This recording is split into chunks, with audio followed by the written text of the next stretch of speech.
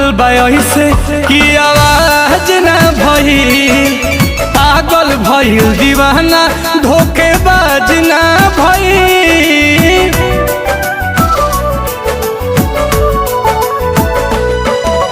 हंसे ले ऐसे जैसे ओकरा लाज न भइल, लागता कि हु प्यार के मोहताज न भइल। कहाँ के हुआ गाबा समैया के घड़ी से, कहाँ के हुआ गाबा समैया के घड़ी से। हमारा से ऐसे जुदा हो गइल जैसे होला दिसंबर जनवरी से।